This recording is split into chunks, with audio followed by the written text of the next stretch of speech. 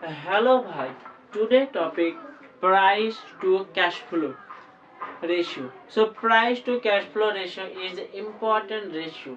आप देख सकते हो इन्वेस्टर पीओ रेशियो का बाद से पहले price to cash flow ratio देखता है, क्योंकि पी रेशियो पर डिप्रिसिएशन एमोर्टाइजेशन धरता है, लेकिन यहाँ पर डिप्रिसिएशन एंड एमोर्टाइजेशन नहीं धरता है। तो price to cash flow ratio बहुत इंपॉर्टेंट फॉर इन्वेस्टर। सो आप देख सकते हो।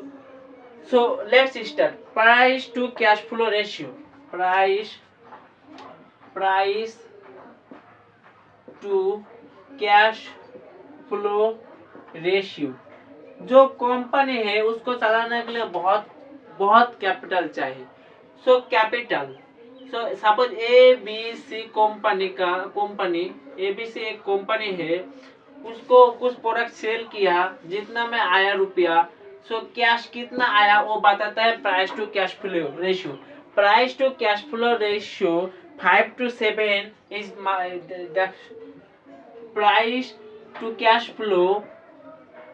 flow ratio 5 to 7, that means undervalued stock, and 7 to 12 average values, and above 12 is overvalued. So above 12 overvalued.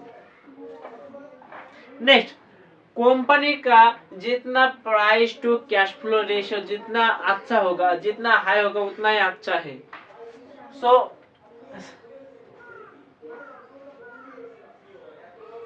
जितना हाई होगा अच्छा है, लेकिन जब डिक्लाइन होगा वो कंपनी के लिए बुरी बात है, उसको कैश उतना से नहीं आता है।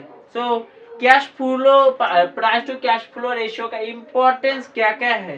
So importance of price to cash flow ratio. So price to cash flow ratio identify करता है जो स्टॉक अंडर वैल्यू है, ओवर वैल्यूड है। So identify stocks undervalued. Next, इसके बाद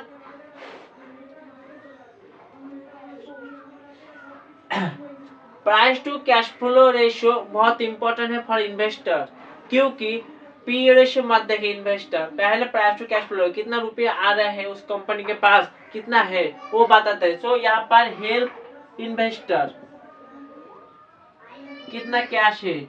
यहाँ पर प्राइस टू कैश फ्लो पर डिप्रिसिएशन एंड एमोर्टाइजेशन काउंट नहीं करता है, लेकिन पी रेशियो पर investor price to cash flow ratio के ध्यान देता है, लेकिन पीओ जब कंपैरिजन पे उतना नहीं ध्यान देता, क्योंकि यहाँ पर डिप्रिसिएशन एंड एमोर्टाइजेशन ऐड होता है। प्राइस टू कैश फ्लो पर डिप्रिसिएशन एंड एमोर्टाइजेशन ऐड नहीं होता है। So price to cash flow का फॉर्मूला और price to cash flow ratio का फॉर्मूला है। Formula basically share price divided by cash flow पर share price divided by cash flow पर शेयर। फॉर्मूला है price to cash flow ratio.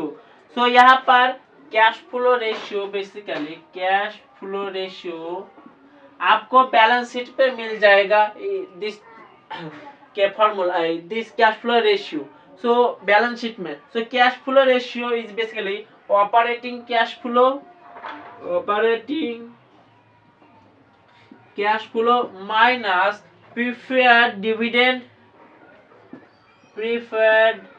Dividend divided by outstanding share. So cash flow ratio. Next,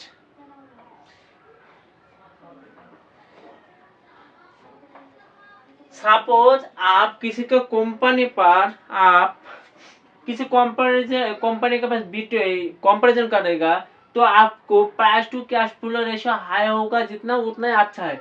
suppose आपको price to cash flow ratio आपको comparison करना है तो आपको same sector भी करना है। सेम सेक्टर सपोज मैंने लिया टाटा मोटर्स, यहाँ पर आईकर मोटर्स एंड यहाँ पर ले चुका है हीरो मोटर्स। सो यहाँ पर टाटा मोटर्स का price to ratio 15, Eicher motor 18 and Hero motor 25।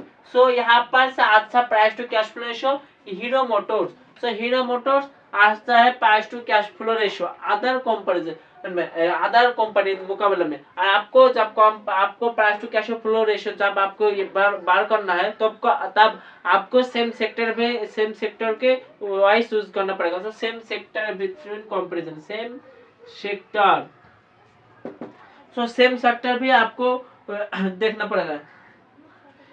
So price to cash flow company का फाइनेंशियल हेल्थ बताता है, कंपनी का फाइनेंशियल हेल्थ बताता है। So price to cash flow ratio देखकर आप डेट मतलब इसके अलावा solvency ratio, return ratio, cash flow ratio, net sale ratio,